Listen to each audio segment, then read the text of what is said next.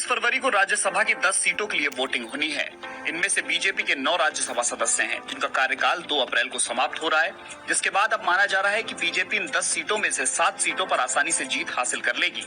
ऐसे में 9 राज्यसभा सदस्यों में से कोई 7 सदस्य ही राज्यसभा जा पाएंगे और लोकसभा चुनाव से ठीक पहले हो रहे राज्यसभा चुनाव में भाजपा के आधे से अधिक चेहरे नए आ सकते हैं। पार्टी सूत्रों की माने तो राज्यसभा चुनाव में प्रत्याशी चयन लोकसभा चुनाव की सोशल इंजीनियरिंग के हिसाब से होगा। भारतीय जनता पार्टी राज्यसभा के 9 सदस्यों में से 2 राज्यसभा सदस्यों को ही रिपीट कर सकती है। मौजूदा समय में बीजेपी के सदस्यों में अनिल अग्रवाल, अशोक वाजपेयी, अनिल जैन, कांता कर्दम, सकलदीप राजभर, जीवीएल नरसिम्हा राव, विजयपाल सिंह तोमर, सुधांशु त्रिवेदी और हरनाथ सिंह यादव का नाम शामिल है।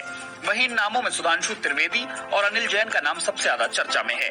वहीं पार्टी के सूत्रों की माने तो इस बार राज्यसभा सदस्यों में जाति समीकरण को साधते हुए पार्टी ब्राह्मण, वैश्य, क्षत्रिय के साथ पिछड़े और दलित वर्ग को भी प्रतिनिधित्व दे सकती है। साथ ही बीजेपी संगठन से जुड़े नेताओं को ही तवज्जो दी जा सकती है। ऐसे में प्रदेश संगठन से जुड़े कई नेताओं के नाम रेस में हैं।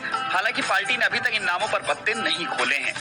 सपा ने लोकसभा चुनाव 2024 के लिए अपने 16 प्रत्याशियों के नाम की सूची जारी कर दी है। उम्मीदवारों की लिस्ट में अखिलेश ने पीडीए पर पूरा फोकस किया है। साथ ही इंडिया गठबंधन का नेतृत्व करने वाली कांग्रेस पर दबाव भी बनाया। सपा की इस लिस्ट के मायने क्या हैं, आइए जानते हैं। वरिष्ठ पत्रकार सिद्धार्थ कलहंस मानते हैं कि नीतीश कुमार के गठबंधन से अलग होने पर अखिलेश ने सबसे पहला कदम पिछड़ों को एक करने के लिए उठाया है। अखिलेश कुर्मी और अन्य ओबीसी वोट बैंक को साथ लाने पर पूरा जोर दे चुके हैं।